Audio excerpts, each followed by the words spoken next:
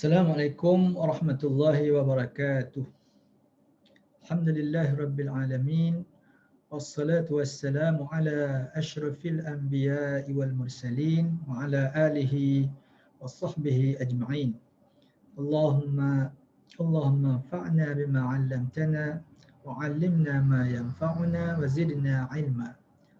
Faqala asy-syaikhu asy-syarih Muhammad Asy-Syirbini Al-Khatib rahimahullahu ta'ala wa nafa'ana bi'ulumihi fid darain.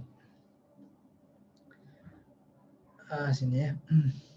Kita baca dah dulu tapi kita banyak terangkan benda lain pada pelajaran yang lepas. Jadi hari ni kita sambung sikit okey. ومن عجيب لطف الله تعالى أنه أكثر منه ولم يحوج فيه إلى كثير معالجة لعموم الحاجة إليه التي يجوز التطهير بها أي بكل واحد منها على الحدث والخبث. والحدث في اللغة الشيء الحادث، وفي الشرع يطلق على أمر اعتباري يقوم بالأعضاء يمنع من صحة الصلاة حيث لا مرخص، وعلى الأسباب التي ينتهي بها الطهر، وعلى المنع المترتب على ذلك. والمراد هنا الأول لأنه الذي لا يرفعه إلا الماء، بخلاف المنع لأنه صفة الأمر الاعتباري فهو غيره، لأن المنع هو الحرمة وهي ترتفع ارتفاعا مقيدا بنحو التيمم بخلاف الأول. ولا فرق في الحدث بين الأصغر وهو ما نقض الوضوء والمتوسط وهو ما أوجب الغسل من جماع أو إنزال، والأكبر وهو ما أوجبه من حيض أو نفاس. والخبث ini kita tengoklah, kalau kita sempat kita sambung situ okey, baik.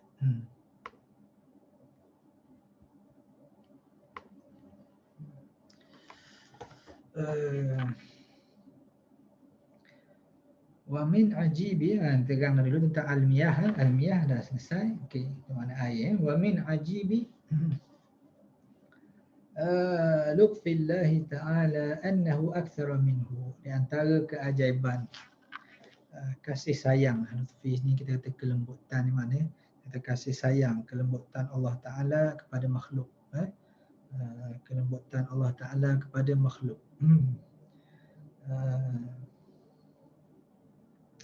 Ini cara orang panggil Allah Ta'ala ni latif. Latif dengan makna Tuhan yang maha pelembut. Jadi lembut ni itu pun masuk dalam mutasyabihat jugalah. Lembut, kalau kita hati lembut, Allah Ta'ala dia tak ada hati begitu. Jadi kalau kita mengikut kaedah ilmu akidah, maka kena takwil lah. Ini takwil kepada kehendak Allah Ta'ala, kehendak Allah Ta'ala, iradatullah. Yang ni kena susah sikit lah bagi orang yang tidak mendalami usuluddin itu, jadi susah sikit lah. Jadi kadang-kadang lebih mudah kita kata kelembutan, bukan makna kelembutan hati manusia, kelembutan yang layak bagi Allah Ta'ala itu sifat al-af'al.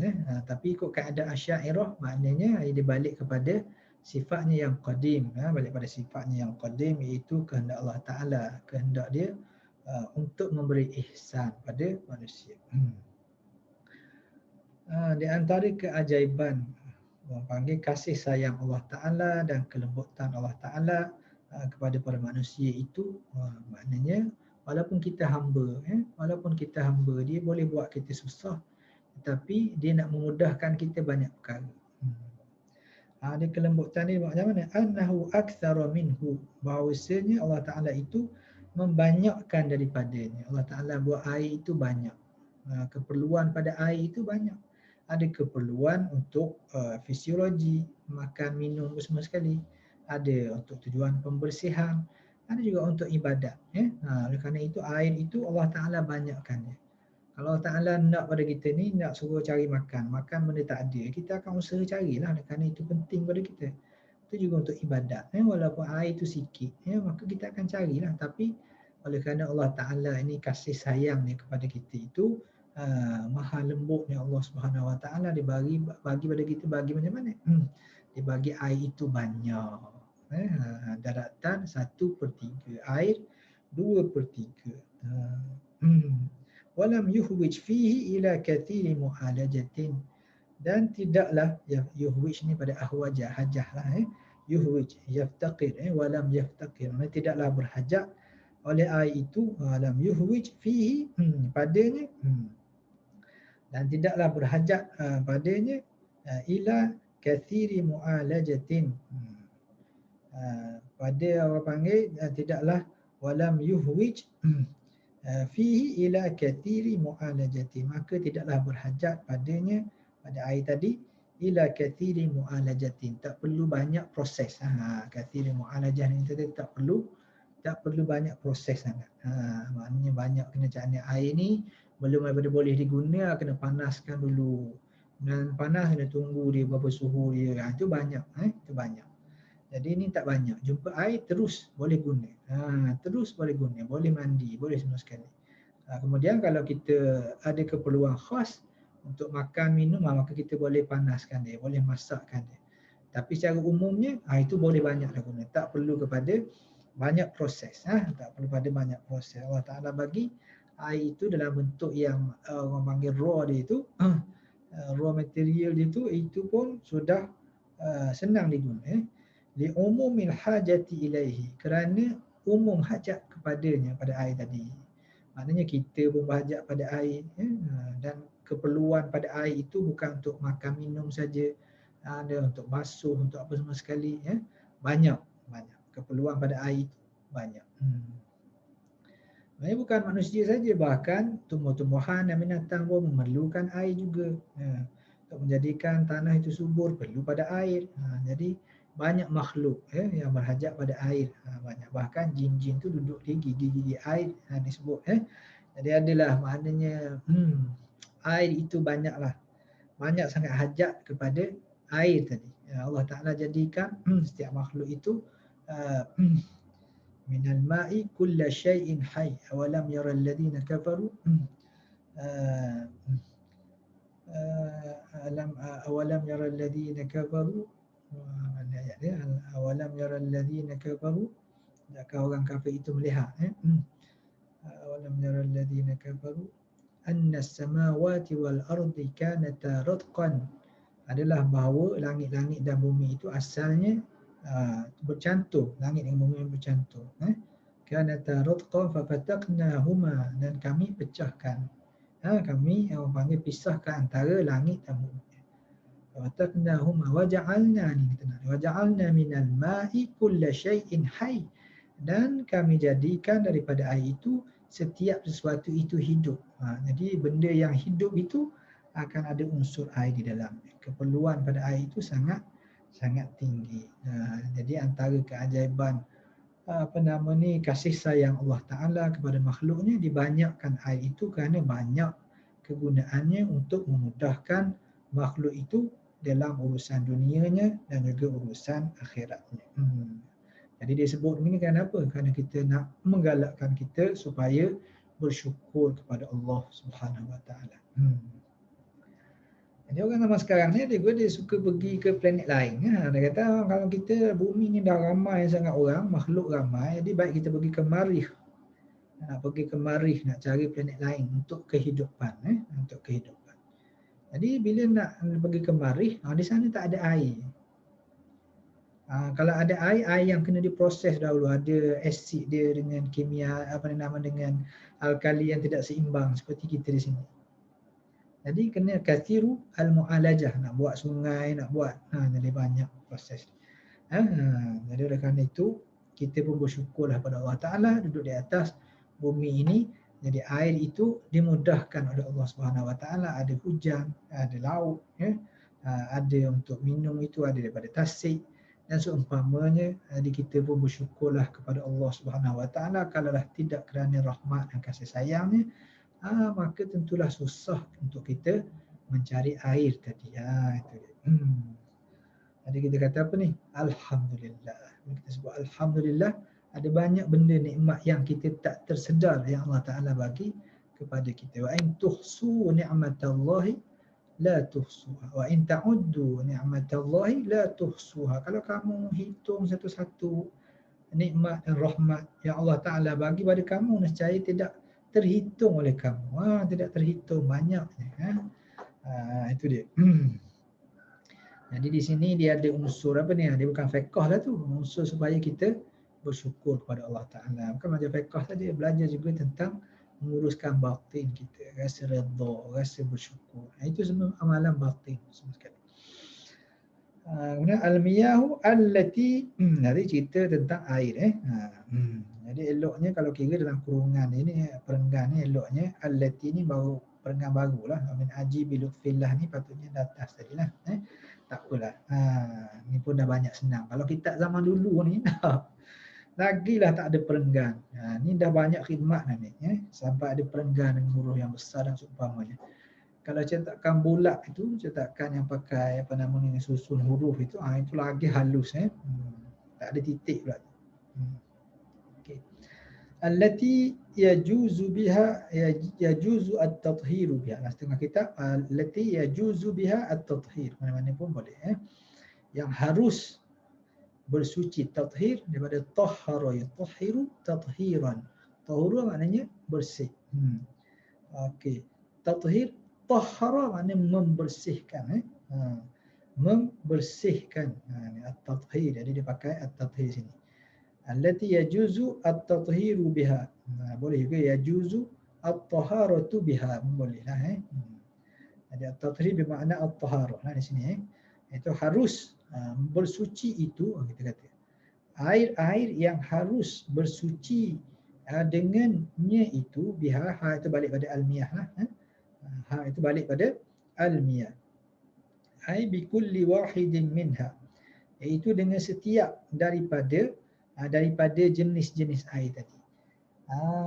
Jadi air ni dia nak bagi jenis-jenis air pula. Jenis-jenis air. Yajuzu biha at-tathhir, jenis-jenis air itu anil hadathi wal khabati. Daripada makna air mutlak lah ni semua sekali ni. Itu air mutlak itu. Tapi air mutlak tu ada jenis-jenis. Jadi dia tolong bilang pada kita yang biasa. Jenis yang biasa itu ada 7. Itu dibilangkan. Dibilangkan.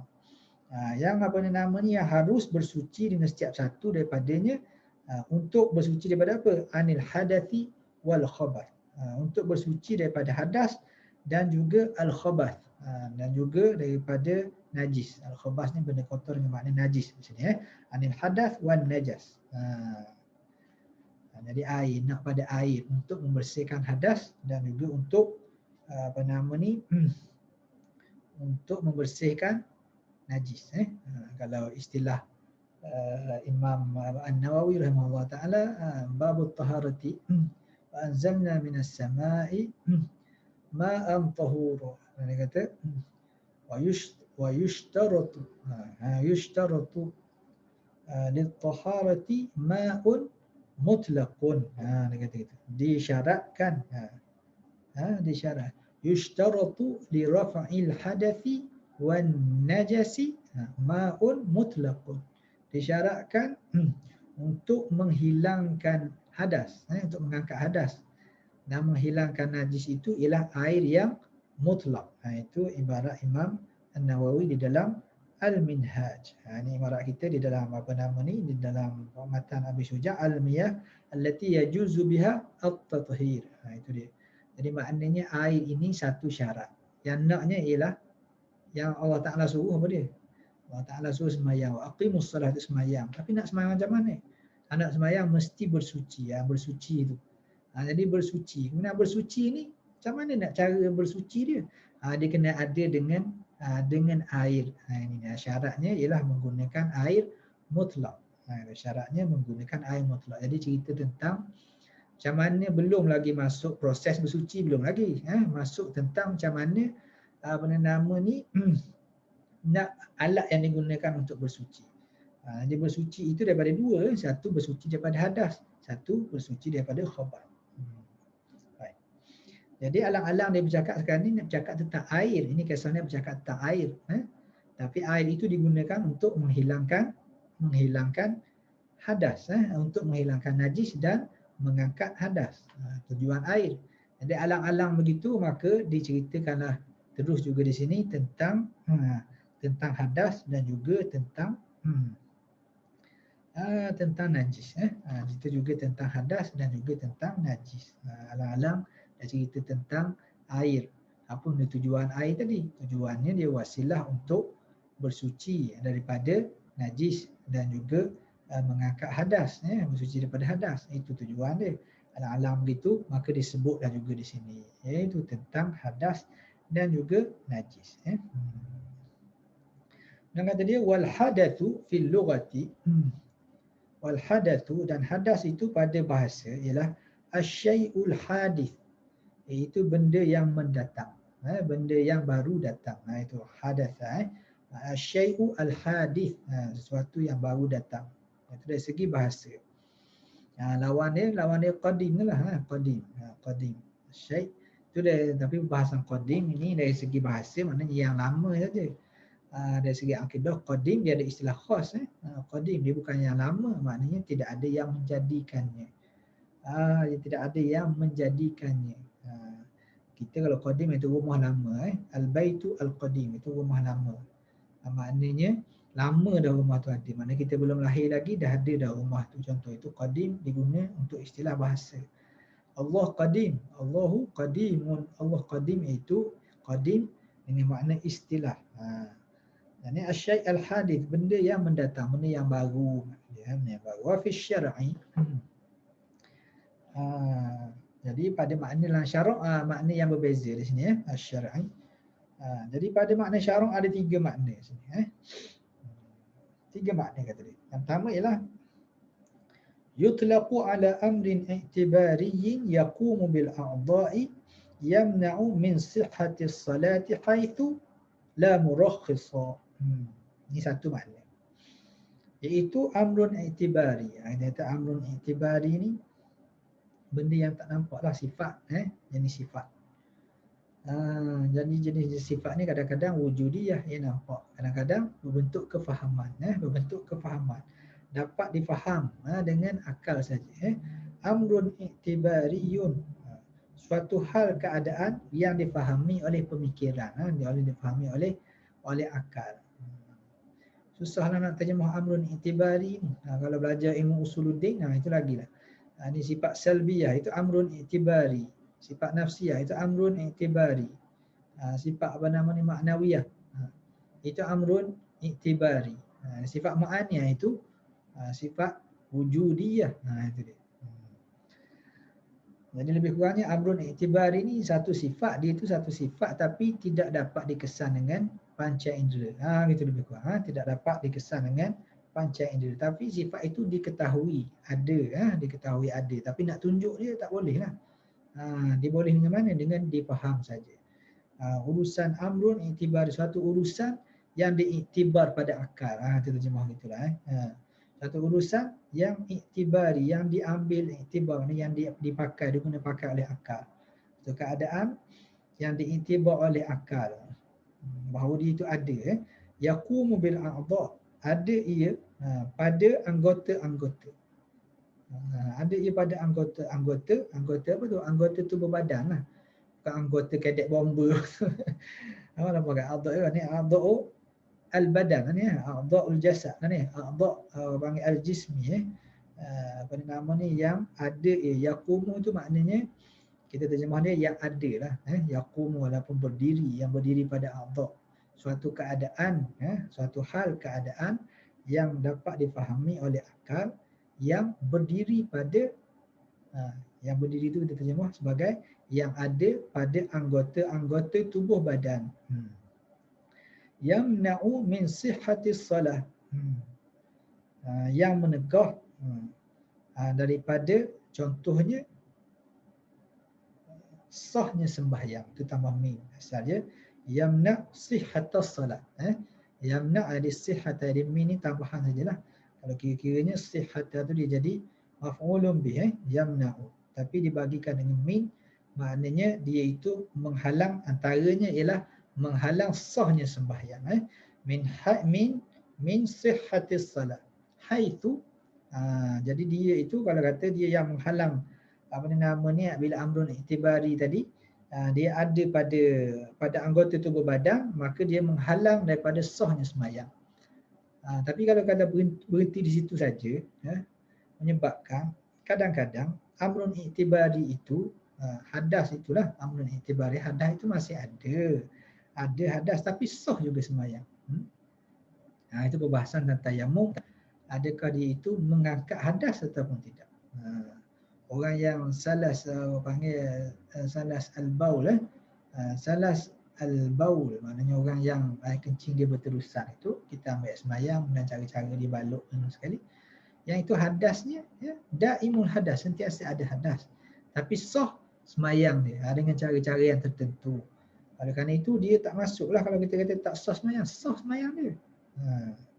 Tapi ada amrun iktibari itu ada. Orang panggil dia, tapi sembahyang dia tidak menghalang. Yang orang panggil mengambil wuduk bagi nama ni daimul hadas tadi, tidak menghalang daripada sah sembahyang. Oleh kerana itu dah ditambah syarat sikit, haitsu, iaitu sekira-kira, haitsu dalam keadaan, haitsu ni sentiasa baca haitsu, tak ada haitsa, tak ada haitsi, sentiasa baca haitsu. Haitsu la murakhisa, tidak ada yang merukhsahkannya, tidak ada yang sebab-sebab yang membolehkan rukhsah. Tadi walaupun ada amrun iktibari, ada hadas, tapi sah sembahyang. Pasal apa? Pasal dia itu ada satu penyakit. Penyakit dia, hadas dia sentiasa berterusan. Oleh kerana itu walaupun ada hadas, sah sembahyang dia. Itu tak maknanya kalau kira dia amrun iktibari itu ada juga. Yang nak terangkan di sini apa ni? Amrun iktibari itulah. Amrun iktibari hadas itu kadang-kadang dia boleh hilang. Bila dia hilang, bolehlah sembahyang. Kadang-kadang amrun iktibari itu dia tidak hilang, tapi sah sembahyang. Jadi oleh kerana itu bila dia nak buat ta'rif, maka dia gabungkan dua. Iaitu dia itu menghalang daripada sah sembahyang. Tapi kadang-kadang orang kata sah juga sembahyang orang yang hadas-hadas. Itu macam mana? Sekira-kira tidak ada yang keringanan yang diberi oleh syarak pada dia. Ada pun daimul hadas tadi, maka itu ada keringanan pada dia, maka sahlah sembahyang walaupun ada hadas. Itu maknanya. Satu dengan makna hadas itu ialah amrun iktibari, suatu hal keadaan yang ada pada tubuh badan yang dapat difahami dengan pemikiran. Itu hadas besar dan hadas kecil tadilah.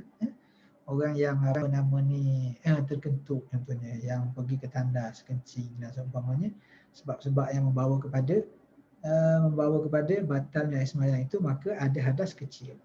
Maknanya hadas kecil tu ada kat mana? Ada kat muka, ada kat tangan, ada kat kaki, yang itu makna dia.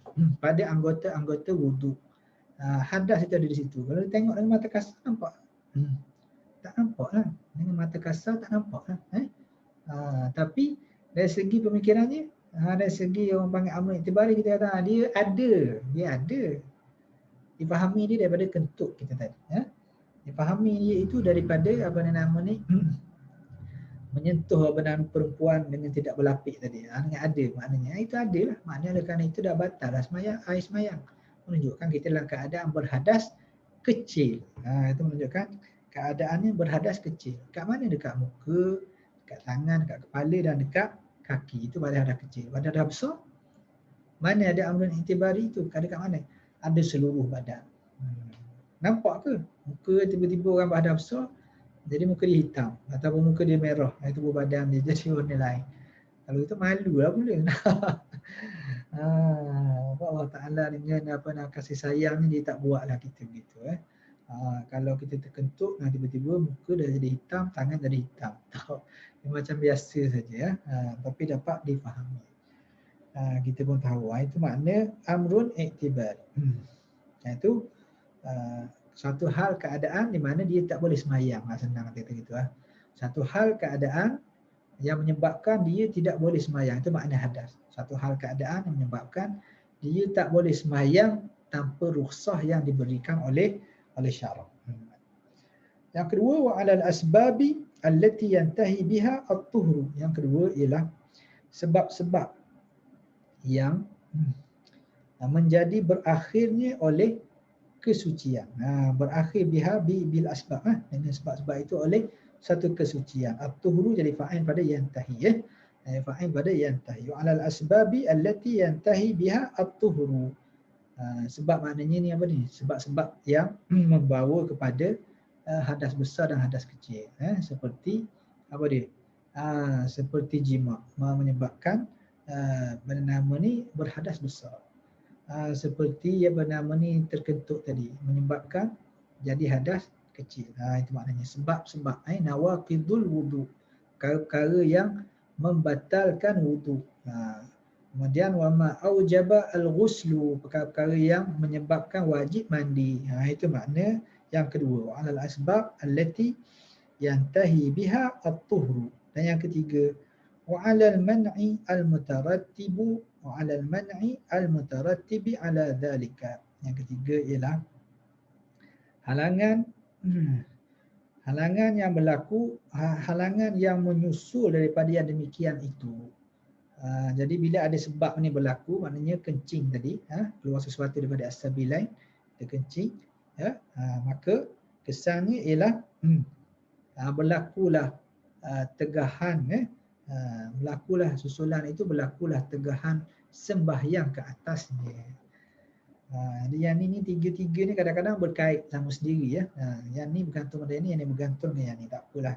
Yang tu maknanya kita kena gunakan pemikiran lah sikit. Kadang-kadang makna hadas itu maknanya benda yang ada pada tubuh kita dan yang kita tak nampak. Yang kedua maknanya ialah perkara-perkara yang membatalkan wuduk dan perkara-perkara yang menyebabkan mandi. Itu makna yang kedua. Kadang-kadang makna yang ketiga dia guna pakai hadas itu ialah apa nama ni, halangan. Halangan. Apa dia halangan dia? Halangan dia ialah haramnya sembahyang. Halangan yang berlaku sembahyang itu dihalang dengan sebab adanya perkara-perkara yang menyebabkan berlaku hadas. Jadi kemudian disebut sini wal muradu huna al-awwalu. Yang dikatakan di sini, yang dimaksudkan ialah hadas. Yang dikata hadas yang dimaksudkan di sini ialah yang mana ni? Al-ma'u al-miyahu allati yajuzu biha, al-ma'u al-miyahu allati yajuzu at-tathiru biha. Yani at-tathiru yani limaza li raf'in hadath wa izalatin najas, ya. Gitu. Jadi air untuk orang menghilangkan najis. Maknanya apa hadas tu? Jadi hadas itu pada syarak pakai makna yang pertama, iaitu makna suatu keadaan yang menyebabkan seseorang itu tidak boleh sembahyang. Tidak boleh sembahyang dengan tidak ada, menyebabkan seseorang itu tidak sah sembahyang daripadanya sekiranya tidak ada rukhsah. Murad al-awwal. Jadi inilah banyak yang digunakan. Kadang-kadang sebut hadas, makna dia ialah nawaqidul wudu, ada juga. Tapi kita pakai, dia kata pakai al-awwal. Wal muradu huna al-awwalu. Yang dikehendaki di sini ialah hadas di sini, menghilangkan hadas itu menghilangkan amrun i'tibari tadilah. Menghilangkan amrun i'tibari, maknanya menghilangkan benda kotor yang tak nampak itu. Benda kotor yang dapat difaham dengan pemikiran tadi. Kalau najis, najis kena tangan, yang itu bukan amrun i'tibari, itu nampak najis. Amrun i'tibari ini maknanya dipahami dia, tak nampak dia. Macam najis tadi, dia bukan amrun i'tibari, ya. Dia benda kotor, yang nampak benda kotor. Yang ni benda tu macam tak ada benda, macam biasa saja. Tapi diketahui dia sebagai ada. Okey. Kemudian kata dia, al-murad huna al-awwal li'annahu alladhi la yarfa'uhu illa al-ma'. Li'annahu, kerana dialah, nya itu balik pada al-awwal tadilah. Yang awal itu alladhi la yarfa'uhu illa al-ma'. Itulah yang tidak terangkat, tidak mengangkat akan ni, maknanya tidak mengangkat itu menghilangkan lah. Mengangkat hadas ni kita panggil mengangkat hadas, maknanya menghilangkan lah. Istilah dia raf'ul hadas, maknanya mengangkat hadas, maknanya angkat ni. Kalau boleh fikir itu maknanya menghilangkan dia lah. Macam menghilangkan tadi, izalatun najas, izalah maknanya menghilangkan. Hadas ni panggil menghilangkan juga, tapi lebih pada mengangkat. Maksud mengangkat tu jadi tidak ada lah. Kalau pergi detail pada makna bahasa dia jadi panjang. Tapi yang ni itu maksudnya gitulah. Maksud dia bersuci daripada hadas. Daripada hadas. Dia kata kerana yang pertama itulah li'annahu, yang al-awwal tadilah alladhi la yarfa'uhu illa al-ma. Tidak boleh diangkat, tidak boleh menghilangkan dia kecuali air. Jadi hadas ini hanya boleh dihilangkan oleh air. Jadi yang lain, kalau najis, dia boleh dihilangkan dengan cara lain, boleh lagi. Kalau hadas, dia mesti dengan air. Mesti dihilangkan dengan air. Kalau tidak ada air, maka hadas tidak hilang. Tapi mengharuskan sembahyang. Itu dia. Bi khilafil man'i. Li'annahu sifatu al-amri al-i'tibari fahuwa ghairuhu. Maka tidaklah pakai istilah yang ketiga, itu tidak dipakai dia al-man'i. Kerana dia adalah sifat bagi amrun i'tibari. Dia adalah sifat bagi bernama ni sesuatu yang tak nampak tadi. Satu sifat yang tak nampak tadi. Sifatnya mana? Sifat itu ialah terhalang. Sifat dia ialah terhalang. Saya buat terang. Satu orang panggil sifat tadi amrun i'tibari. Itu amrun i'tibari saja. Al-man'u itu sifat pada amrun i'tibari. Apa dia sifat pada amrun i'tibari? Amrun i'tibari sendiri itu dah satu sifat.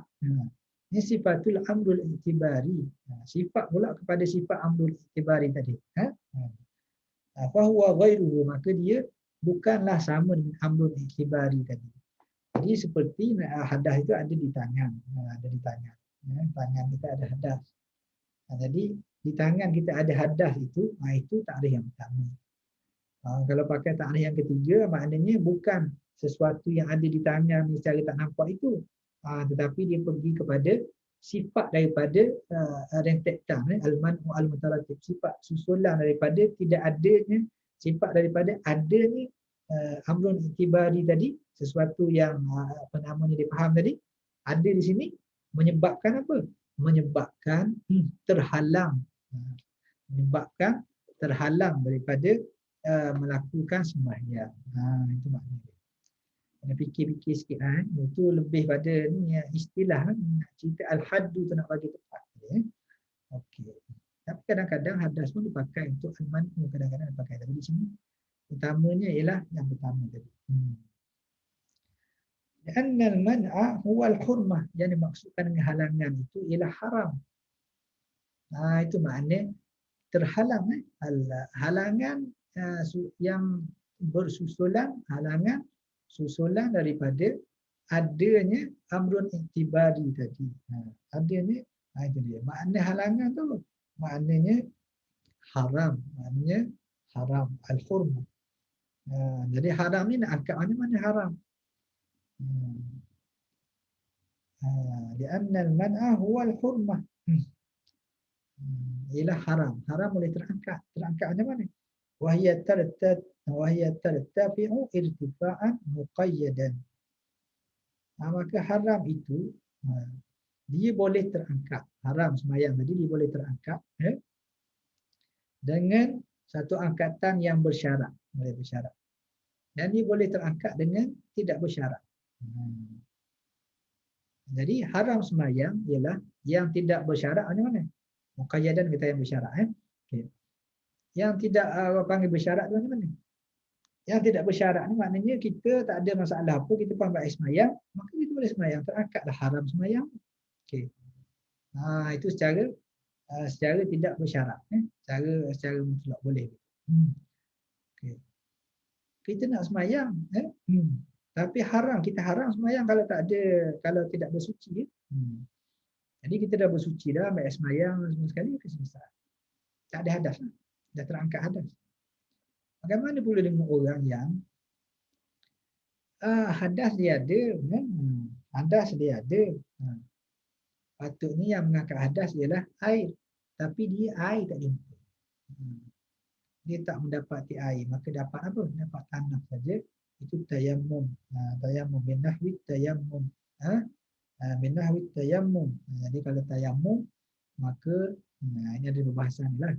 Dia mengangkat atau tidak mengangkat. Sebenarnya dia tidak mengangkat hadas, tetapi haram sembahyang terangkat juga daripada dia. Walaupun hadas masih ada. Walaupun hadas masih ada, tetapi tidak mengharamkan sembahyang, sah juga sembahyang. Terangkat juga halangan, bukan terangkat hadas, terangkat halangan. Jadi yang terangkat, orang panggil nak kata terangkat hadas, yang boleh mengangkat hadas, air. Itu makna dia. Sebab itu dipakai orang panggil pakai istilah yang pertama tadi, tak pakai istilah yang ketiga. Istilah yang ketiga, apa nama ni, pengharaman itu boleh terangkat dengan dua cara. Sama ada apa nama ni secara langsung ataupun secara tidak langsung. Secara langsung tu maknanya hadas tu memang tak ada terus. Secara tak langsung, walaupun hadas itu ada, oleh kerana ada rukhsah, maka boleh juga terangkat juga pengharaman tadi, ya. Pengharaman sembahyang. Haram sembahyang dengan tidak bersuci. Ini fikir-fikir sikit lah, ya. Ini fikir-fikir. Ini perbahasan tentang istilah ni gitu lah. Dia pakai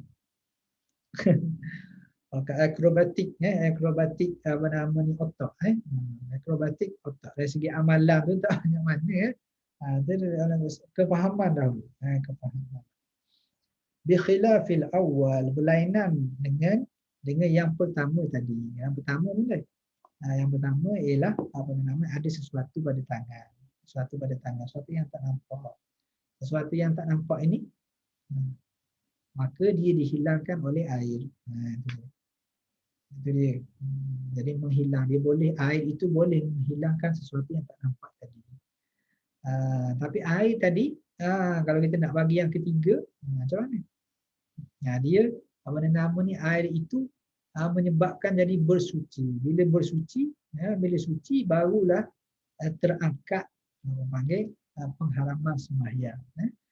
Cuma terangkat pengharaman sembahyang itu tidak semata-mata dengan air. Kadang-kadang walaupun air tak ada, terangkat juga pengharaman itu dengan tanah. Seperti langkis tayammum.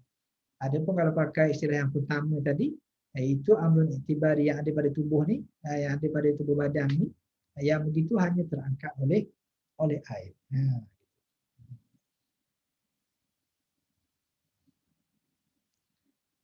Wala farqa fil hadathi bainal asghari wa huwa ma naqada al-wudu'a wal mutawassiti wa huwa ma awjaba al-ghusla min jima'in aw insani wal akbari wa huwa ma awjabahu min haidin aw nifasin. Jadi tak kisahlah hadas itu hadas besar ataupun hadas kecil. Wala farqa, maka tidak ada perbezaan fil hadas. Tidak ada perbezaan. Walaupun hadas itu ada jenis dia. Ada al-hadas al-asghar, ada al-hadas al-mutawassit, ada al-hadas al-akbar. Kita bagi dua je. Hadas kecil dengan hadas besar. Kerana dia ada hadas kecil, hadas pertengahan dan juga hadas yang besar. Yang digunakan istilah al-asghar, makna asghar makna yang paling kecil, yang lebih kecil, dan al-akbar yang lebih besar. Jadi kata para ulama dipanggil al-hadas al-asghar, asgharu minal mutawassit. Maknanya yang lebih kecil daripada yang pertengahan. Hadas akbar maknanya akbaru minal mutawassit. Hadas yang lebih besar daripada yang pertengahan. Jadi dia ada pertengahan tu tak sebut. Tak sebut pertengahan. Hadas kecil, hadas yang terlebih kecil pakai istilah asghar. Al-hadatsul al-asgharu maknanya al-hadatsu al-asgharu minal al-hadathi al-mutawassit. Al-hadas al-akbaru hadas yang lebih besar. Lebih besar pada apa? Minal hadathi al-mutawassit. Daripada hadas yang pertengahan. Dia apa hadas kecil? Hadas kecil ni hilang air sembahyang lah. Tak boleh baca Quran. Tak boleh sembahyang. Apa makna hadas mutawassit? Ni dia bagi contoh ni. Dia kata ni cerita tengok dia. Apa dia hadas yang kecil? Wa huwa ma naqdal wudu. Perkara yang membatalkan wudu. Kan batal wudu, maka itu dikira ni dipakai makna yang pertengah pula, makna yang dua pula. Makna dua itu perkara yang membatalkan wudu. Wal mutawassit, dan apa namanya yang pertengahan, wa huwa ma aujabal ghusla. Perkara yang menyebabkan wajib mandi. Min jima'in wa inza'au inzalin. Oleh kerana berlaku hubungan suami isteri, jima' au inzal ataupun terkeluar mani, ataupun keluar mani. Inzal makna keluar mani.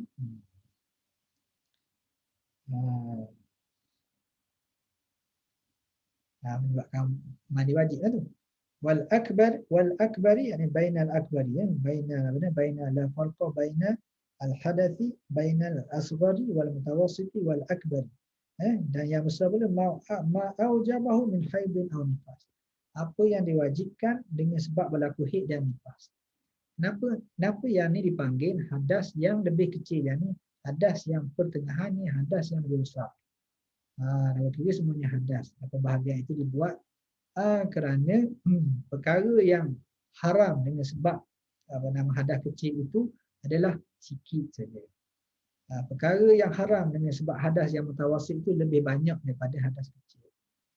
Perkara yang haram dengan sebab berlakunya hadas disebabkan oleh haid dan nifas itu, perbuatan yang haram itu lagi banyak. Lagi banyak. Bila dah haid tadi, dah tak boleh orang panggil masuk dalam masjid. Contohnya, tak boleh baca Quran. Kalau tak ada orang panggil sekadar tak ada air sembahyang, baca Quran boleh. Baca tapi tak boleh sentuh lah, mushaf tak boleh lah. Tawaf tak boleh. Tawaf semua tak boleh. Kemudian ada yang haid lebih lagi, tak boleh. Yang apa nama ni, sekadar apa nama ni, yang mutawassit, kalau banding dengan haid, yang haid banyak lagi dia punya ibadat-ibadat yang diharamkan dengan sebab haid tadi. Manik dia menghalang daripada banyak ibadat-ibadat lain. Itu sebab sempurna dinamakan al-hadatsu al-asgharu wal hadatsu al-mutawassitu wa al-hadatsu al-akbar. Yang masyhur kita ialah hadas besar dan hadas kecil. Hadas besar itu dia terbahagi pada dua pula, iaitu haid dan nifas. Itu banyak lagi ibadat-ibadat yang diharamkan, maknanya ada manik lah dengan berlakunya haid dan juga nifas. Okey, sampai situ dulu untuk pada kali ini. Kita sambung wal khabath. Allahumma anfa'na bil ilmi wa zayyinna bil hilmi wa jammilna bil afiyah wa akrimna bit taqwa. Wa sallallahu ala sayyidina Muhammadin wa ala alihi wa sahbihi wa baraka wa sallam. Assalamualaikum warahmatullahi wabarakatuh.